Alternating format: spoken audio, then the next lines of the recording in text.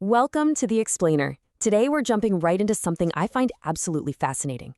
We're bridging a huge gap between the explosive, sometimes wild world of viral body modification trends and the hidden, undeniable physics that literally dictate whether those mods succeed brilliantly or just fail catastrophically. Let's get right into it. 52 million. That is the staggering number of views a disastrous snake-eyes tongue-piercing fail recently racked up on TikTok. We're talking about a 19-year-old influencer posting a video showing extreme swelling, migration, and an emergency removal that played out for literally millions of people to see. And the comments, they were just flooded with similar horror stories. But, here's the critical part that the internet kind of missed. Why do these viral trends so often end in the ER? Well, if we look past the aesthetics for a second, the reality is actually pretty wild. We usually want to blame the trend, right? Or maybe the piercer. But the truth is, these failures are predictable engineering disasters. It's literally a textbook case of material science clashing head-on with human tissue. So, here's our roadmap for decoding the human canvas today. First, we've got the biomechanics of viral fails. Second, the titanium grade 5 deception. Third is polymer chemistry, PPR versus TPU. Fourth, the 2026 smart biopolymer boom. And finally, number 5, AI tattoos and skin physics. All right, section 1, the biomechanics of viral fails, or the physics behind the trauma. Okay, so the human tongue is an incredibly strong muscle, right? It endures massive shear force every time you chew. And if you look at the data we've got here, it absolutely destroys the whole snake eyes trend because that shear force exceeds 2 newtons. Putting a smooth piece of metal horizontally through that high motion zone, it yields a massive 60% migration risk. Seriously, 60%. Compare that to a vertically anchored tongue piercing, which sits at about 25%, or a subdermal labret at just 10%. Snake eyes involve dual entry trauma, massive corrosion risks from your saliva, and they honestly just lose on literally every single clinical metric. But here's the good news. Engineers have actually solved this. Studios can slash these viral failure rates by a whopping 80% if they just implement some specific data-driven fixes. We're talking about things like swapping out those smooth bars for grade 23 titanium with a 0.5 millimeter barbed depth to really boost retention. We're talking applying BioFlex polymer coatings to stop saliva from corroding the metal, and even mandating CBCT scans to make sure bone density is actually sufficient before piercing. What you really should take away from this is that safety isn't just luck, it's calculated engineering. Moving right along to section 2, the titanium grade 5 deception, aerospace grade versus implant reality. Now, in the body art world, you'll hear grade 5 titanium thrown around a lot. It's used almost like this aerospace badge of honor, but as an actual implant material, it's a pretty dangerous marketing buzzword. Check out this comparison. Commercial grade 5 titanium allows up to 0.20% oxygen content, but the true medical implant standard, ASTM F136 ELI, which by the way stands for extra low interstitials, strictly caps that oxygen at 0.13%. That extra low oxygen is what gives the metal a ductility or flexibility of over 10%. That means it can actually absorb stress. Commercial grade 5, with that tiny bit of extra oxygen, is significantly more brittle. I really want to let that sink in for a second. A mere 0.07% difference in oxygen limits at the microscopic level dictates everything. It literally dictates whether the titanium in your body can withstand daily mechanical stress or if it's going to develop dangerous microfractures. And those tiny cracks, they become breeding grounds for bacteria, and they can even allow metals to leach right into your bloodstream. This microscopic detail is the literal dividing line between a lifetime of healthy tissue and chronic rejection. All right, on to section 3, polymer chemistry, PPR versus TPU, decoding flexible jewelry. So, stepping away from metal for a bit and into the microscopic world of plastics, it turns out that mixing up different flexible materials is causing massive safety liabilities in the industry. Let's define the gold standard here. Genuine BioFlex is a PPR, or polypropylene random copolymer. Now, this isn't just some cheap plastic. It's a highly engineered, ISO-certified elastomer.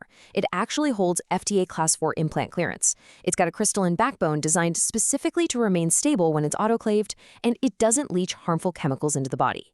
Now, compare that to the cheap knockoffs currently flooding the market. In a head-to-head matchup of genuine PPR against TPU, which is thermoplastic polyurethane, the TPU begins to literally hydrolyze. It breaks down after just 3 autoclave cycles, and when it breaks down, it releases plasticizers and urethane monomers directly into healing tissue. Yikes, right? With the strict new 2026 EU REACH guidelines heavily restricting these plasticizers, TPU poses some major regulatory risks that genuine PPR completely avoids. But here's what really matters when we talk about real-world application. Even the very best polymers like PPR are just part of a timeline.